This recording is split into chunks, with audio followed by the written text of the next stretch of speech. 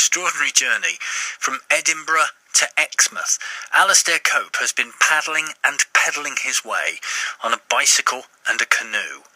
It's been an amazing journey, and you can follow it on his website, which is www.papete.co.uk, which will also give you details of the charities that he's doing this in aid of. So, we last spoke to him on Thursday when he was at sort of Tewkesbury way. So then, where is he now? So then, the weekend has come and the weekend has gone. The heavy rain, the thunderstorms, the hail, you name it, it's come and gone, we hope. Alistair Cope is coming back. Alistair Cope, where are you? Tell us where you are. Hi Vic, hi. I'm somewhere. I'm just outside of Bridgewater, just on the banks of the canal. I seem to be fairly close to a railway, so you might hear something any second now as well. But, yeah, not far from Bridgewater. I'm feeling pretty good, actually, Vic. I would imagine you are, because you said to us on Thursday when we last spoke to you that possibly this wouldn't be till Tuesday, so you're doing well. No, I just never know. Well, Friday turned into a bit of an... It's quite windy here. Can you hear me okay, Vic? Yeah, no problem at all, yeah. Yeah, Friday turned into a really interesting day. It was one of those completely full-on days, as predicted by you, that it was wet in the morning. And I got myself down to Tewkesbury and then onto the Severn, which was one of the places I was actually pretty nervous about, actually, because it's a massive, massive river. And although it's got locks on it, this particular one, it still can be subject to the tides. It's still quite strong currents. And that's where my interesting day started, really. I was working down there. I was just by myself most of the day. There was no one on it. And it's huge, and you can't see it. You can put your paddle in, you can't see the bottom of your paddle. It's very murky. Anyway, I worked my way down. Eventually, after the longest day, got down into Gloucester in I can only just describe really kind of situation you didn't want to be in. There was just the water was certainly the area you didn't want to fall and go into. And there's a bit more current building up. And I got round to Gloucester docks thinking, I don't know how this is going to work out. And as I came around the corner, I saw these docks looming above me and realised there was no escape platform. I was kind of caught, really. There was a ladder, a couple of ladders on this very high wall, and a couple of big red signs saying, do not use the ladders. But I had no choice, really. So I had one of these moments where it's been my worst getting out of the water situation, where everything had to be carried up this ladder bit by bit. And the depth of it but it was over twice my height, up a sheer ladder. And I think once I completed that and got up there and not been stopped or arrested, I didn't really want to see the water, canoe or a canal again for a little while. That was my start of Friday, really. Gosh, that sounds horrific. Yeah, it was a bit. When we were talking, of course, this thing called Bristol. That's the docks. Yeah. And I kind of sped through there, and just then I thought I was going to cycle this out. I was a little bit concerned. I thought that I could come this far, and I wasn't too concerned about my own personal safety, just that I could lose the boat and the bike and everything else in one go there. I was hauling each piece up by a bit of rope, which I'd had to join together because we weren't long enough. And I got beyond that, and I was fine, Vic. And I was just kind of speeding away, and then couldn't find anywhere to go. And then I had, which was lovely, I was kind of in my bewildered state at around about 8:30 when it's getting dark. I just kind of stopped to try and work out roughly where it was and which village. And a young girl and mum approached me just to chat about the canoe. Before I know it, Dad came along and the family invited me into their home. Oh, wonderful. Which was, it was delightful. It was just so kind. And so they invited me back, and I slept on their sofa and talked and chatted for ages, and it was just great. It was just great. Oh, and the other thing I completely forgot about, just at about 5 minutes just before everything got bad in Gloucester Dock, I've had a lot of stuff that was hitting the boat as I was going down, lots of bottles and debris and trees and things like that. But I noticed one bottle as it came past me that had a message in it, a couple of messages. So I turned the boat round, went back, picked it up, and so I picked up a message in a bottle, which is, it's just amazing. And I forgot about it because I got so kind of focused on trying to save everything and get out. But when I got to this family's house, their young girl called Libby suddenly remembered it, and so it was great because I let her open it and look at it and read it, and the message had been written by a 4-year-old lad in Bridge North, and then found by another couple of children, and they put the messages in. So this would be the third time that someone's actually found it and put a message in. So it was so exciting. It was just such a sort of find it, I must admit. That's fantastic. What a story that is for your book.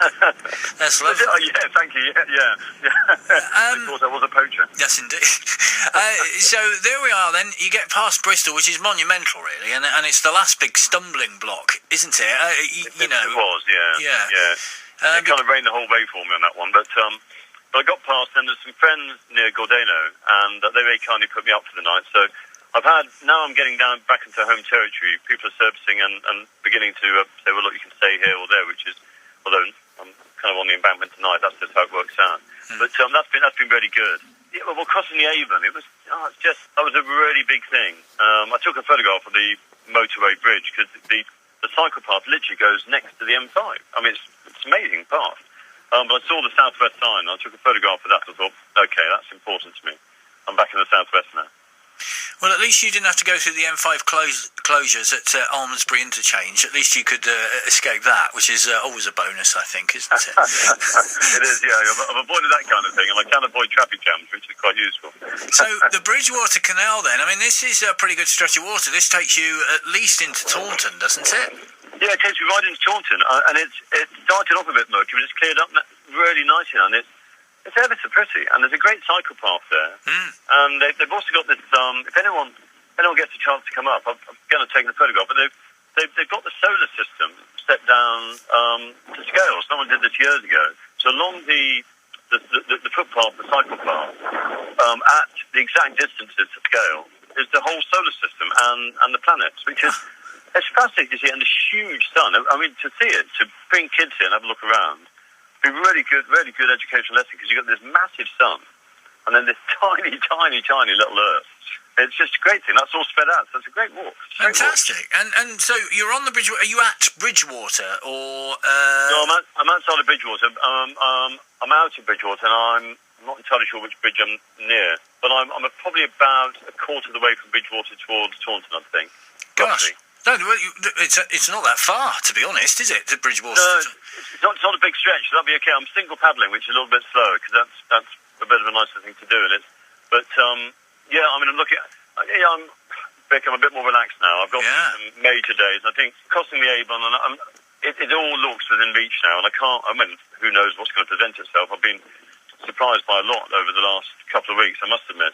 But it looks, it's all reachable now. It's tangible, isn't it? I should get back okay, I hope.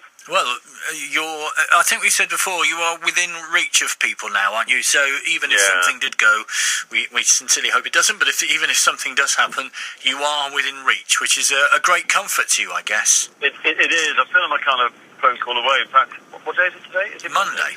Yeah, Monday. Sorry, I completely lost track. I'm not surprised. On Sunday, I was surprised. Some friends drove up and met me, and we had Sunday lunch together. Now that suddenly thought, I'm nearby. This is it. Yeah. And that was so good. I was really moved by that.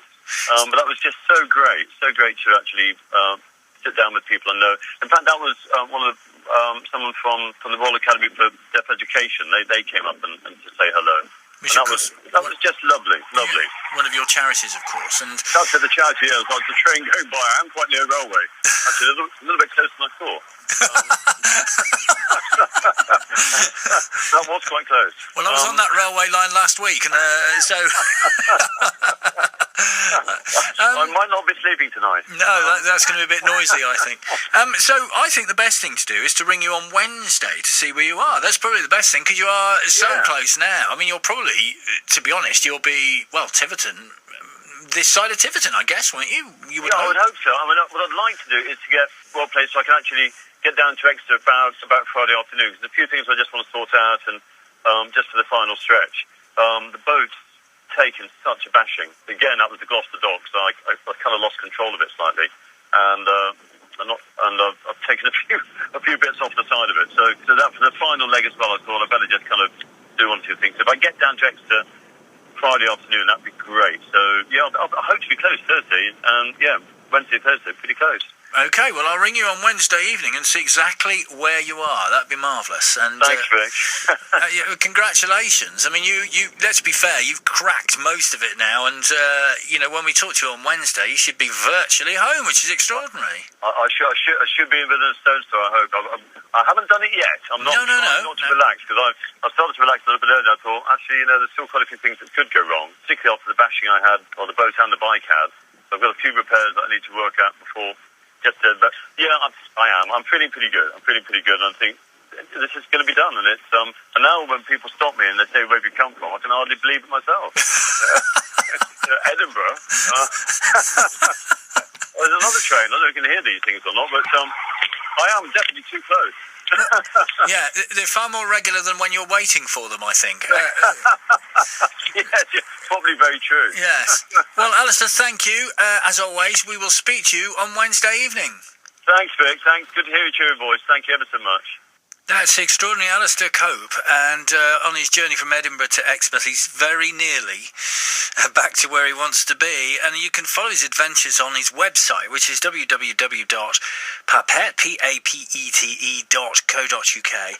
All sorts of pictures, all sorts of diary entries, and some live footage as well. So if you want to go onto that website, you'll find out all about this extraordinary journey, Alistair Cope, and we'll speak to him again Wednesday night when he should be, well, within paddling distance, I'd say.